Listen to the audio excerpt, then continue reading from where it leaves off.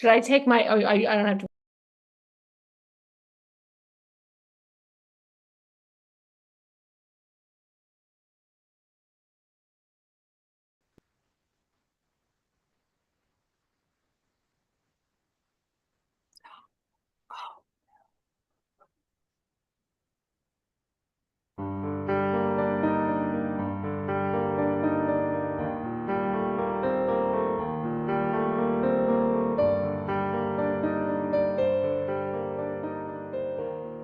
Have you ever wondered how sound can heal, inspire, and transform your life? What if the vibrations around you could unlock your true potential and guide you to a deeper sense of harmony? Welcome to Sound Pathways, the groundbreaking journey into the healing power of sound, creativity, and connection with your host, Dr. Karen Olson. In each episode, she explores the profound link between your mind, body, and spirit, from composers and musicians to sound healers and visionary leaders. She'll dive into captivating conversations that reveal how sound shapes your reality, heals our wounds, and helps us manifest our dreams. And guess what? You're part of the conversation. So call in and ask questions and experience personalized sound healing live. And let your sound be your guide to the life you've always dreamed of.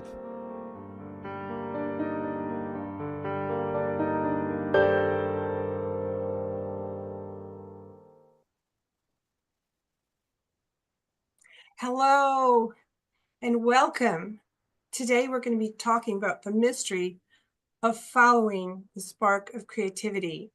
And please help me welcome Rachel Evans. She is this amazing musician and visionary. She does so many beautiful things that have helped people on this planet and help people transform. And I'm really excited that we get to have this conversation today. It's about finding our rhythm so that we can really move ourselves forward. And Rachel, she's not only an internationally acclaimed violist and violinist, she's a deep listener, a guide, a creative force who helps others find their light through sound, movement, intuitive teaching. And she really lives everything that she shares with other people. And she's shared so much with me. My life wouldn't be the same. So I'm so glad that I could share her with you. It's so beautiful. So I want to tell you a little bit about her background. She's a graduate of the Juilliard School and a recipient of the prestigious Coleman Chamber Music Award. Rachel has performed on stages across the world, from the Santa Fe Opera and Apollo's Fire to major international festivals like Berkeley, Utrecht, and Carmel Bach. She moves effortlessly through Baroque, medieval, contemporary, and improvisational genres with both the viola and the violin. Beyond her extensive classical resume, Rachel is a transformative coach, a sound and movement healer, and a true innovator in the space of energy-based creativity. Through her work with Watermark Arts and her teaching platform, Music Movement Mastery, she empowers others to unlock their full potential and to follow the spark of their dreams. We go way back. We first met in youth orchestra in Minnesota, in the St. Paul Chamber Orchestra and the Minnesota Orchestra. And we later studied together at Juilliard, and it didn't end there. Over the years, we both supported each other as we explored all these ways to expand ourselves, expand our mind, expand our energy. And it's just been a really beautiful thing. We both really seek to share and find beliefs of universal truth, the healing power of music, and to be inspired spiritually in our lives. And also during the pandemic, we had this private mastermind group on Tuesdays. We talked in the morning and we would set our goals for the week and for our lives. And here we are, right? On the other side of it all. Right. So thank you. And Rachel, thank you and welcome. And I'm just so excited. Thank you, Karen. It's an honor to be here, and I'm excited too. And I'm excited to share whatever I can that would help your audience and continue our conversation that's been going on all these years. Yes, thank you. So we are wondering about listening, how to listen deeply. I think one of the keys to life is how to listen to ourselves, how to listen to each other, how to listen to guidance from above. So what do you feel are some of the experiences that helped you to be able to sharpen your listening and to really deeply and intuitively connect with music and your dreams and your goals and all the things you do and with others in your life? Well, it's hard to say exactly what, because I think was in my nature to be a teacher. And so I'm a big sister of many. I've 13, 11 of my 14 siblings. I was number three. And I think that, you have all these, you want to be listened to. And then you want to, if you're going to teach, some part of you has to be open to listening to what's going on so you can offer something that's going to be of use to the person. And everybody's so different. So I can say that. And when I was an infant, I apparently loved music, and we only had a couple recordings, but I can tell you, I could listen to Beethoven Violin Spring Sonata to this day as if it's the first time. So I think there's something about having your mind ready to listen to something as if it's the first time is a big part of it, or any piece of music that I play. If I can get to that, that means I can play it as if it's the first time. If I'm teaching somebody, if I can notice if I'm holding a stale, static image of the person, or if I'm there with them creating their experience and my experience together at the same time, if I'm really fresh there and really, nobody's always perfect, but noticing and getting oneself to that. So I've I have had amazing teachers, and so it's been my teachers, the methodologies I've bumped into that I've opened myself to learning, many, many, many, and then my desire to reach the kids and adults that I teach. It's so beautiful. I'd love it if you could share one or two of your stories. What's amazing about you is how you think out of the box.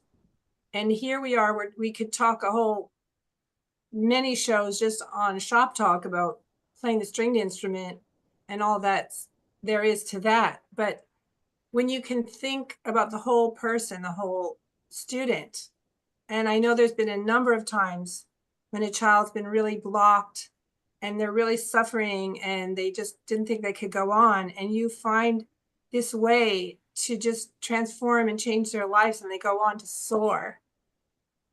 So many. Could you remember? Could you There's, choose one? yeah, the one that really comes to mind at this moment, and you're right, there's so many.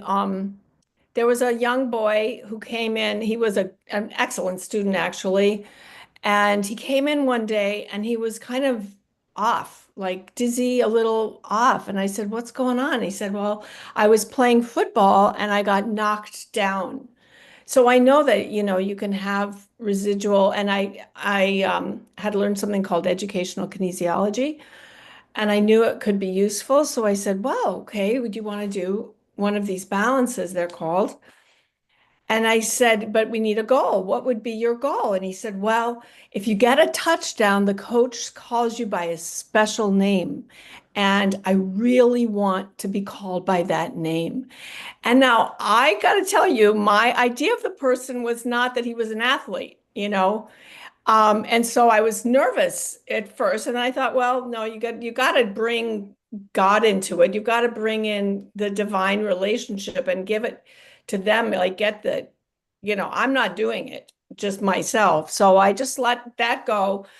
And his goal was to get a touchdown. So we did the process. And while we were doing the process, I said to him, I got this idea. Maybe you'll see your opportunity at some point in the game. You'll see your opportunity. So I just threw that out as a possibility. Well, I didn't see him. We finished the balance and I didn't see him for a couple of weeks. I didn't hear anything. And I was, I'm wondering what happened. And I run into his mom in the grocery store. And she said, "Oh, he's here. You should go find him. He's somewhere. Just go find him." And so I went to find him and he said, "Miss Evans, I got the touchdown." And the next words out of his mouth were, "I saw my opportunity." It was at the very end of the game and it was the winning touchdown. And he was so excited. And I said, "Wow, did the coach call you by that special name?" And he said, "Yes, the coach called me by the special name." And it was the last game of the season. So, it's just that you don't know. You don't know when somebody's life is going to be touched, when you're going to be touched by somebody's life, and what is going to be the magic that's going to come through for that person. So that was just wonderful. As you can probably see from my face, I can't see it, but I'm still so happy about that. That's so exciting. What's really cool about this kind of work is we're unstoppable. There's just no limit. I just played with Diane Warren and her document is called Relentless. But I kind of like Unstoppable even more. Because really the sky's the limit. We limit ourselves. We in our dreams. And I always talk about dreams. I like to live dreams. I'm grateful I've got to relive dreams, but we can only dream with our own little mind. And it's so amazing when you dream even bigger than your own mind, because really what comes is so much bigger than what we could imagine. So why just try to go for the practical, what everybody would figure out on a spreadsheet? I mean, I would be nowhere if I did that ever. Or if I listened to, I've had to work hard not to listen to people, but the people that didn't think I could do things could have really drowned out the people that said I could. And I also, since I'm a big Diane Warren fan, since I just played with her, she said, "Oh, I only needed one person to believe in myself, and it was myself." That's right. So, but it helps if we also have someone else, like Rachel. Well, that's and how we could be that for other people. And when we do it for other people, we learn more how to do it for ourselves. It's been said, if you're really critical, like it's hard to not be a perfectionist, especially when you're at Juilliard, right? I mean, perfection is actually a real thing, right? And you find that out, but perfection is unattainable. So when you just go for your best, and even that can be great, why not, right? Yeah, it works out. Yeah, I think at Juilliard, you learn that, yes, perfection is a real thing. I mean, the level of perfection some of those already international stars had reached was real, Yeah. but you were held to account. And I think that was the best education, the best reason, and same with Curtis and any of the great conservatories. You are held to account. So it causes you to get up and meet the level that you said you wanted to be at. And that is huge. There is something about that when the teacher finally says, like, it's not working, it's on you. And then you get further and thank heavens that I did that. It also reminds me of, they say you're kind of the accumulation of the 9 people you're around, and to really reach higher, to be around people that you really admire, people that a level you really respect and you want to see yourself at, even if you don't feel you're there. That's even a good thing. Totally. I remember when I'd sit on the subway, there was a sign and there was a clown, and it said, "To dream of being good is not enough when you want to be great." So where's the balance where you want to go for greatness and you're also very grateful for what you're able to do? That was one of my victories through stage fright. At the end, before a recital or something, my level would go so high and I'd want to go right out on stage and be at that level. And it was higher than I could really reach. And that was very nerve-wracking. When I said, let me just go out and do what I can do today, that worked out a lot better. So that kind of ties into being in the moment and embracing who we are right now. And then we also leave room for the divine to come in and kind of raise us up a little bit, if we're not just struggling so hard on our own.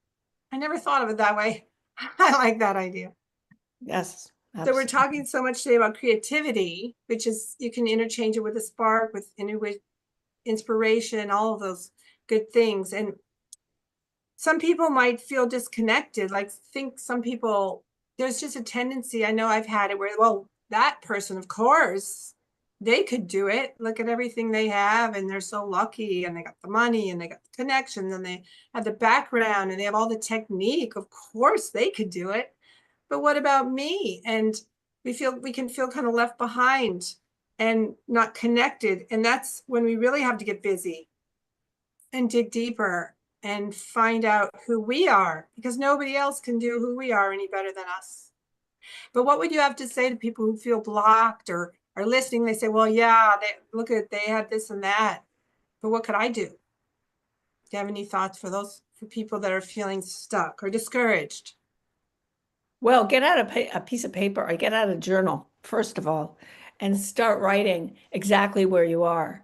You know, what feels stuck and what are the advantages? What have you got from that? What are the advantages to being stuck?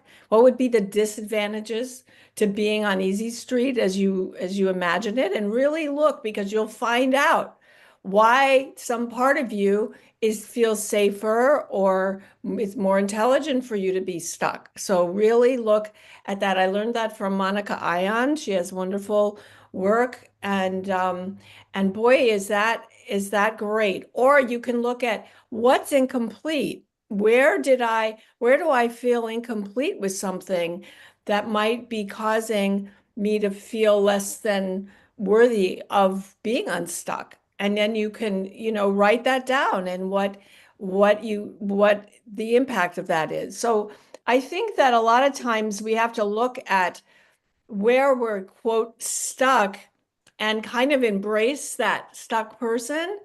And Gail Brenner is a great book, Suffering is Optional. We can be stuck, but we don't have to suffer stuckness. And we can say, okay, what could I do for 5 minutes that would cause me to feel free? Like maybe read a different book or pull something off the shelf or Google something, or I really want to get this table cleaned up. Maybe I can take 5 minutes and see what I can do. I mean, if you can take 5 minutes and do something, that's something that it can be very helpful as well. So, but embracing the part of you that is stuck and realizing that it's in a what is the duality of positive and negatives about being stuck. And if you can look at those, honestly, write down 10 advantages to being stuck and 10 disadvantages to being unstuck, you'll balance that with the resistance you have to the way things are. Because if you can be with the way things are, then you can change them. Well, I love that. That's really beautiful. It also makes me think about the whole idea of vibrations and how we could use vibrations to have more awareness. There's this, David Hawkins has this pyramid where he puts a vibrational level to all our different feelings. And so depression and jealousy and shame and guilt, they get a very low vibrational level. And as we rise higher to acceptance and hope and love and peace and bliss, the vibrational level goes so much higher. And if we really pause and we really tune in to where we're at when we're feeling really down and discouraged and so much less than, it's a very low vibrational energy, and it's hard to be creative. It's hard to make things happen from that lower level, because kind of that's what we're attracting. Sometimes we even are more prone to things not working out as well because of the way we're kind of viewing things. It's not to say that it's our fault at all, but in terms of an awareness and how to move from being in that lower stuck place to a higher, rising to a higher place, it might mean reaching out to someone that you admire, someone that you know has overcome things that could help you. It might mean playing a drum or a bell or a chime or humming and just kind of trying to move through the stuck energy. And sometimes very oftentimes it's also messages we heard when we were a child about if we weren't enough, we couldn't do this, we weren't as much as our siblings, or, things just weren't good for us. They weren't as good for us. We weren't supported in the way we needed. And that kind of becomes imprinted on who we are. And it's that deep level of subconscious beliefs that we really need a higher energy, a universal energy, a force to really help us break through it and to reprogram our minds with the messages of self-love and of worth and our dreams in great detail, because we're meant to live them. That's why we're dreaming them. There's also wonderful somatic work as well, like the continuum work that I did for years. There's the 5 circles, 7 circles. There's I've done a lot of movement, and I think that somatically you can clear things from your body that have gotten inside. And there's a lot that can really make a difference. Turn on some music and just dance, even if it's a slow dance. And first, do different parts of your body. Jennifer Jimenez has great transcendence. There's so many ways to do it, and different. Yeah, moving the body is really important. It moves the emotions, and you're absolutely right. David Hawkins is brilliant, and you don't have to go up by increments. When you do something like dance or get out your colors and draw, or if you play an instrument or sing, just tone. You don't even have to know a song, or put on your favorite music and sing along. You will jump your vibrational level. It's just physics. You can't. In fact, somebody even said, if you look up, like for salesmen, if they may have to make cold calls, if they look up to the ceiling, their voice will sound positive and happy, versus if they look down. So if you look up at the ceiling, you are just going to have a happier sounding voice. So it's interesting how the physics of the body, are also designed to take us towards life, because we're either moving towards life or we're moving towards non-life. It's not the place we want to go. So, it's very interesting. Taking B vitamins, I don't want to give any medical advice here, but there are eating foods that you like that support your mental well-being is also very important, right? Yes, and taking deep breaths. Deep breath. Expanding our stomach, not just from our chest, which is where we breathe from when we're anxious. And also, I love to do that in my own sound healing programs and work, is help people shift and move through those blocks. There's so much power in all of that. Can you share with us a challenge you had, like a pivotal moment that you might remember, where you had to dig really deep and feel your creative strength in your life or in a performance?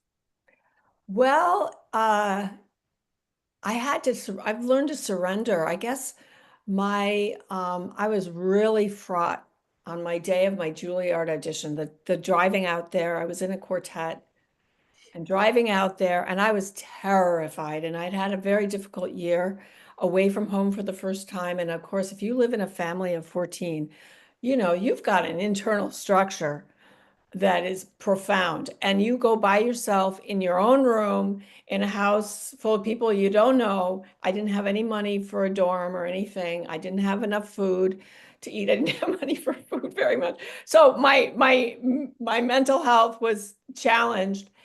And my dad told me to start running, which I did, and he told me to take brewer's yeast, which is full of B vitamins. So even though I have a gag reflex, I hated that. It was the most disgusting thing. I was so determined that I was going to not fail or fall like into the oblivion. I drank that stuff, and I went and I walked down the street in my nice little dress, very a simple thing. And I walked down Broadway from 92nd Street to Juilliard to 66th Street. And I got to that place, and of course I had my rehearsal, and I was so scared. And I got to tell you, from the moment I walked in, I said, well, there's nothing I can really do. except do it. And I just decided that whatever they asked for, whatever happened was perfect. I don't know how that came over me. I was about 20, and everything they asked for, I said, okay. And I played perfectly. Now, Wow. I can tell you, I hadn't done that in all my auditions. We were doing lots of different auditions. And the last piece was a very loud, and I thought, oh, they're just going to think I'm a big fraud. But instead, they all came up and said, great, wonderful, come study with me. And I can tell you Wow. that was one of the best, that was one of the pivotal moments of my life that I saw that I just had to be able to surrender, and I had to be able to trust myself, and I had made good choices for what to play because I knew what I was walking into. But um, I just I just walked in with trust. What can I say? So yeah, I think that was it. And I did everything I could to make it work. I did the walk before, I breathed, I drank the stuff I had to drink to get the vitamins working, through my body. I did everything necessary, but then I finally just had to let go and say yes. And that was a big moment in my life. Well, that's so exciting. And all these years later, you can draw back on it like it is just happening now. Yeah, boy, I feel it's like it is. I'd like to invite everybody to think of one of those moments when you surpassed all of your doubts, like in spite of yourself, whatever you did, it happened and it was miraculous. It was amazing. And I think when we can, it's kind of giving me chills right now, when we can each recall even one of those moments, maybe you even have to imagine it and have it become who you are. And the next time you have something tough, you can just remember the energy and the feeling of that. Sometimes my success has come to remember how I'm going to feel afterwards, how good I'm going to feel when that performance went so well. And it's amazing. Or I remember when I was writing my doctoral dissertation, I imagined the line of my dissertation on the NYU library shelf. And it really motivated me to finish it. Beautiful. And I think we can all find those Yeah, times. I think it's amazing to think of memory as something you can do into the future. Memory is not just in the past. You can remember the future the way you want it to be. I like that. Yeah. Do you have any particular exercises you do if you aren't, well, I could almost say I know you do. Could you share with us some things you might do to help balance your brain and Yes. just to help you feel so strong? Well, the educational kinesiology I learned from Paul Dennison, who was the creator of it, that there are 4 things you can do. It very takes 5 minutes or less, just a few minutes. Number one, drink water. Your brain uses the water to fire the sugars in your brain, give you energy. And when you are nervous or you're learning a lot of new things, that you use up your water. And my students are always so surprised when I can tell them, I can show them through muscle testing that they need water.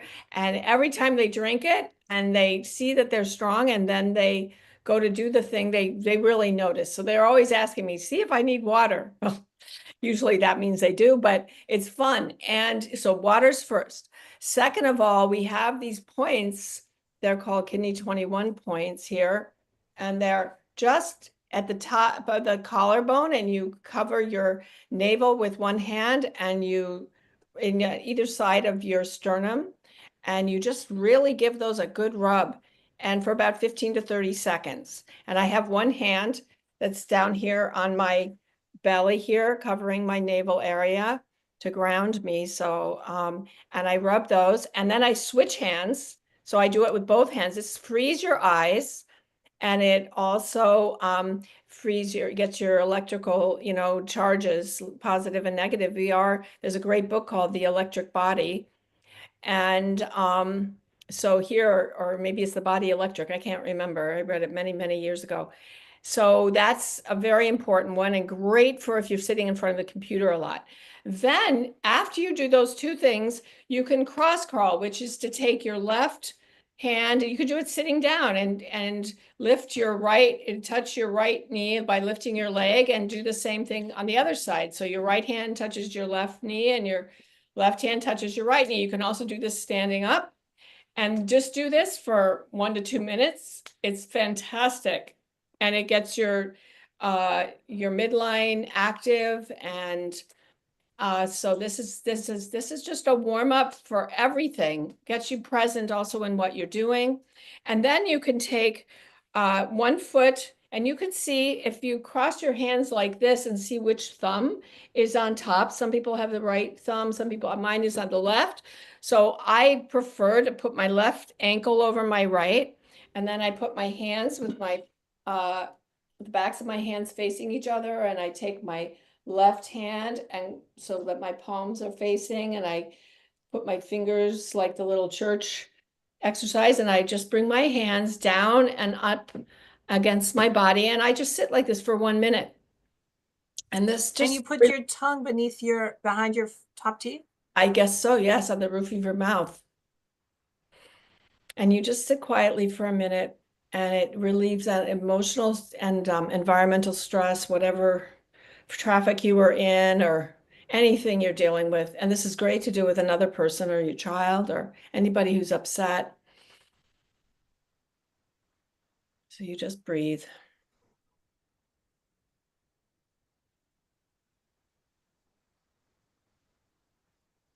And the other minute, then you uncross your feet and plant them and you just hold your fingertips together and you can sit with your hands in your lap or wherever you like them and you sit for 1 more minute while you just let that energy circulate through your body and just calm and get centered. And that's a great, those 4 things get you ready for just about anything, especially if you're not sure of what to do next.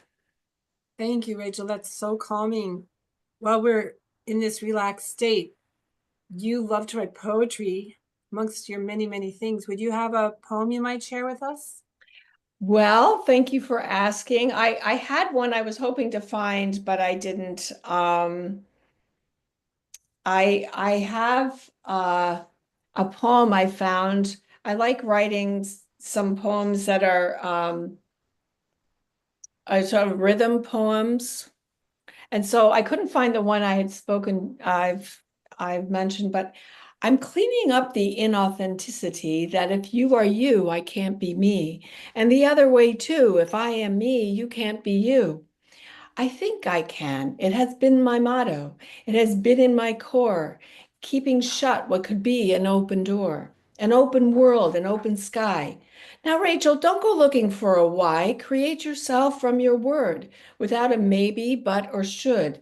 Feel the power to create a self that knows itself is great. Include others, big and small, and see yourself as one big all of it. Everything that you desire, light the world with your inner fire, claim your health, claim your peace, claim your knowing, freedom growing just like yeast. Let the others claim theirs too, make an offering that's true. Live today that it matters, leave behind a life in tatters. Are you ready for this? I'm asking you. Are you ready? Because everything matters. So give it up, let it go, and fill your cup. And it's up to you. Make an us with a capital U. Do it with purpose. Make it your own. Get yourself on the telephone. Connect with others. Give them what you got. Strike now while the fire is hot. Self-determination is the only way. This won't just be any other day. I love you all, and I love me too. Now, please do let me hear from you. Oh, I love that. And this is a perfect segue. Rachel, how can people hear from you? How can people connect to you? How can people talk to you? Where can they find you? Well, I have a website. It's called musicmethodmastery.com. And it gives my philosophy of teaching, really. And I have a clip of myself playing Bach. I you can email me from there. Um, or you can email me at r_evans838@icloud.com. Um, I I would love to hear from anybody that's interested in what I offer. I am a I am a teacher. I teach also elderly people who I don't teach them. I coach them. I help them remember songs, even with dementia. I've done this a number of times. It's been very rewarding and wonderful for the people. I do little children, I teach them, and I teach beginning piano, which is kind of an introduction to music and rhythm and words and singing and play, really music as play. And then I teach violin and viola, and I teach piano, beginning piano to older kids and adults. And then I put together programs that include students, professionals, and amateurs. So that's another, if you're interested in being part of that and live in New York I live in the Hudson Valley. Um, I have made an arrangement of Peter and the Wolf I play violin and viola. So there's a violin, viola, woodwind quintet and percussion and bass. So that's a lot of fun if you want to try putting that on. I'm about the point where I will, get these parts printed because this is our third annual, very successful performance year for that. And I work with a wonderful creative woman that makes a cranky. And so we do performances for children. So yeah, that's a real, if you want something for your community, that would be amazing. And we've also done the Camille Saint-Saëns Carnival of the Animals. And so yeah, there are lots of things, but I'd love to hear from anybody. And also you do some of your lessons on Zoom. Yes, I Do you do. have students in France and France, California? California, Nevis. So it's a small world. Oh, it's a small world. It's big. It's a big, small world. So we're going to take a little break and then we're going to come back and get to speak a little more with Rachel. Thank you so much.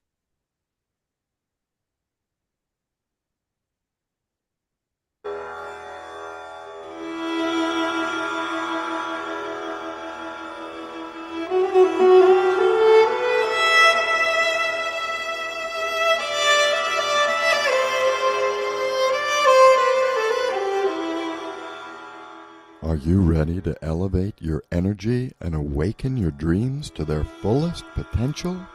This isn't just music. It's transformative, intuitive healing. Sacred frequencies channeled to shift your energy, dissolve blockages, and align you with your highest potential. It's your path to vibrant health, limitless dreams, and a life of purpose. Each note is harmonized to your unique frequency, unlocking profound healing, inner harmony, and a deep, rejuvenating renewal. Discover the powerful tools of sound healing you carry with you. Visit KarenOlson.com/events to sign up for the free webinar titled Release Stress and Find Inner Peace Through Sound, and explore personalized one-on-one sessions at KarenOlson.com/services. The moment for peace is now. Don't wait. Embrace the healing you deserve.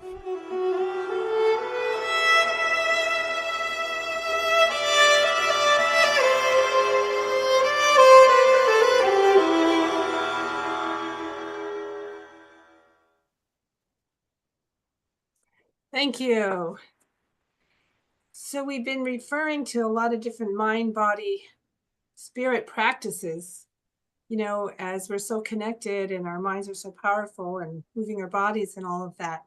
And you have studied so many beautiful modalities, even some recently. I would love if you could share some of those with us. Well, I was thinking about continuum. I just I Continuum was created. Continuum is a form of movement, continuum movement. You can look, I think it's continuummovement.com. I'm not sure. Emily Conrad Dowd created Continuum years ago. And because I knew about educational kinesiology and I always had summer festivals, I couldn't go to their meetings. And Emily was a keynote speaker at one of their first ones after I was part of it. And so I went to the Open Center in New York and did a week with her. And I learned how to make sounds go into my body that have to do with the fluid system of my body. And that really changed my teaching. And even before that, actually, was Beatrice Lees, who was in New York teaching a lot of the freelance musicians the state of the art of movement. My mother was a dancer, and I couldn't dance because of my lower back issues. But Bea Lees, her sister was Viola Spolin, who started theater games. And her nephew started Second City, and that was trained Alan Alda and that whole area, Mike Nichols, and all the improv actors and all those through theater games. And so I was lucky enough to get Bea Lees as a teacher, and she taught me the creative spiritual life. And so one day I came in, I said, Bea, I've got a voice that told me to pick up my viola, and she taught me to let space move me. And first she'd spend time freeing our skeleton from our muscles, and then we would move, improvise in space and let the space move us. So one day I was home and I heard, pick up your viola and do the same thing with your viola and let the movement create the sound that comes out of your viola. And so I went back and I said, and she said, show me. And I showed her. So she had me going to Mike Nichols theater school, working with all the theater students, and we created theater that way. And then from there, I had my daughter, and we picked up my daughter and moved her in space. And from there also, I started following her voice. Now this, if you're a young mother or you think you're going to have children, I really recommend this because it was amazing. I just followed my daughter's voice and I lifted her and I moved her in space. And actually we passed her and she became the most beautiful dancer and singer and improviser. And moreover, I never had a good singing voice until then Bea died and I discovered Continuum. And once I started doing those sounds, suddenly I had a beautiful singing voice because I was just making sounds. And from those sounds, I was letting my body fluids move my muscles. So I wasn't doing muscular movement. I was doing intrinsic movement that looked like I was underwater, but you're changing the density of your body. And so your body gets into all these positions and holds them easily that you could never do. I could never do. Most people couldn't do. In fact, the first time I did it and I made this simple sound where you put your tongue between your teeth and just make a simple sound, and we all made it together. So, you've got this vessel of energy and my legs just lifted right over the top of my head, all the way back and touched the floor. Now that was never going to happen because I always had a stiff lower back, but it happened by itself. And so I went to play a concert that weekend and I was in Avery Fisher Hall at Lincoln Center with Andre Watts. We have the orchestra, and I can tell you the lights were brighter than I'd ever seen them there. I couldn't miss a note. The expansion from making those beautiful sounds, and these are tones of all kinds and voice, was just tremendous. So those are two. Continuum movement is definitely something that is valuable, and as I've already said, the kinesiology and then I studied, spiritual laws with Mary Morrissey, and I study, I haven't stopped studying. I have so many, anything I discover, I study. because I share it with my students and makes my life richer. That's beautiful. I think we can encourage everyone to be so excited to learn, to have the wonder of a child and the mystery and the joy and just that everything's new. Here it's spring, to see the flowers as they're popping through the earth and listening to the birds even more, and all the things that we can do to lift our own spirits. You know, Goethe said that as a flower grows, it was like every part of the flower is more refined than the one that came before.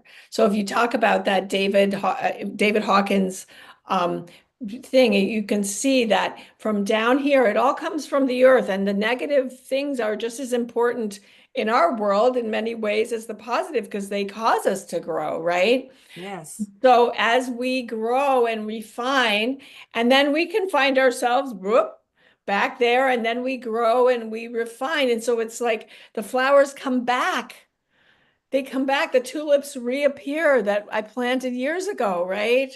The tree, the same tree blossoms, only it's bigger and it finds a way to feed even more of itself. So as it grows, that's Walter Russell. So yeah. It is a time of renewal. That is a great metaphor for what we're talking about. Yes, it's a spark within each of us, and to find that spark. Because if you think of a spark, it's this light that's just so quick and fast. And sometimes inspiration is just so quick and fast and we can miss it.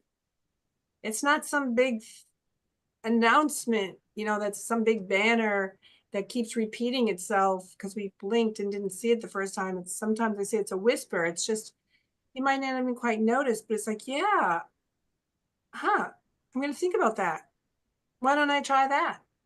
And it just keeps growing and becoming more. I think part of the key is having fun. Someone told me once that you can be happy and sad at the same time.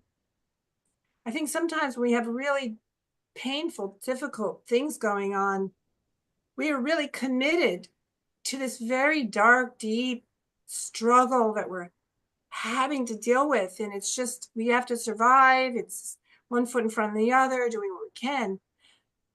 But what if we found a moment to still be happy? And then if we find 2 moments to still be happy, it can just make all the difference. Like one of my things that makes me so happy is creating a project, another album, another piece, another course, another thought that I'm streaming together, whatever it is. It's like I get up in the morning and I'm so excited about that. And I think everybody needs to have that. I wish that for everybody. No, everybody doesn't need it, but I think it's a beautiful gift. Finding those sparks, finding those ways to be creative in all the different ways.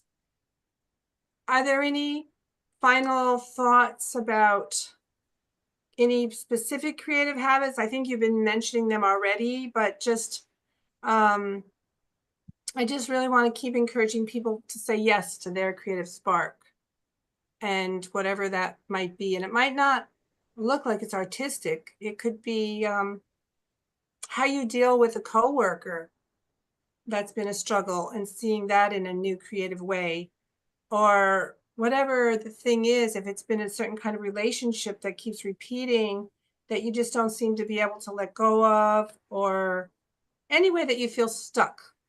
The reason I like to talk about this is just because it's finding a new path, creating something new in our lives. I found this very, very short bit of a poem. I would like to I think it's appropriate here. Thank you. And it might be a good thing towards the end here. You know,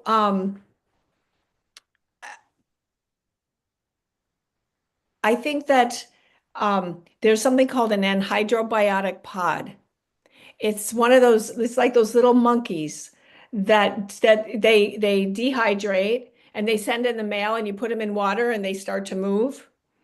Well, What is this? I need more explanation.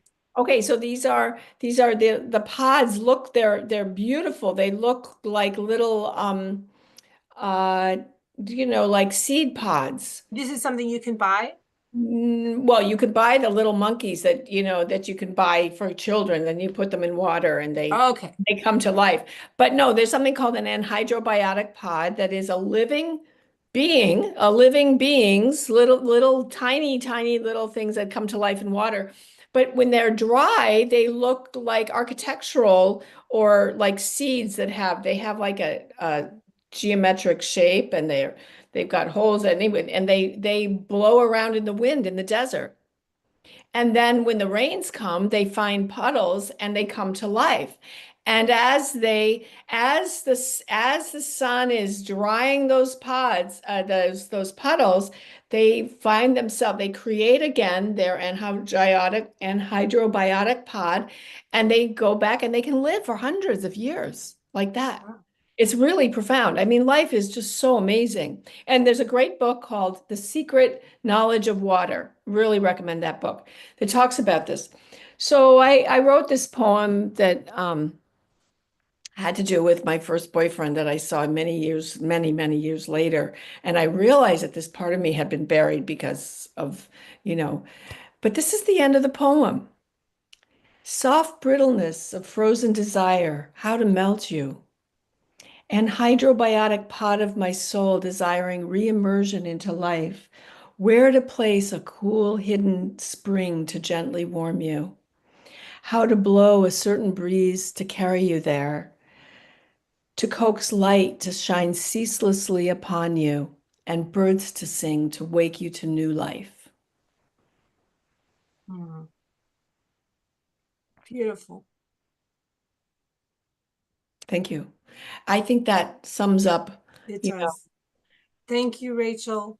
thank you. Thank you to each person who offered their open mind and their time and their soul to join us today. And we encourage you and praise you and are excited to hear about your spark Yes. and how it creates so much newness and joy in your lives. Love and many blessings. Thank you.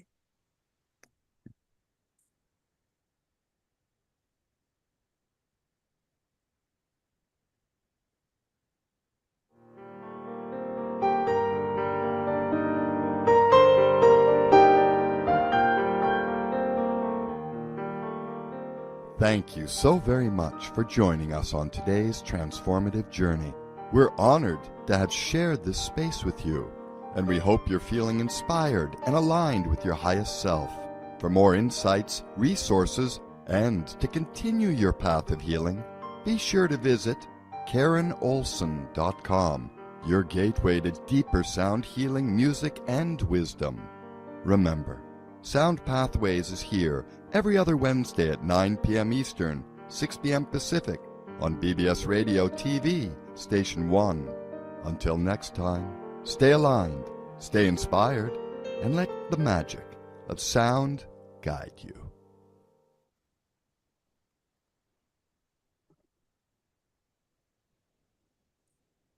Thank you.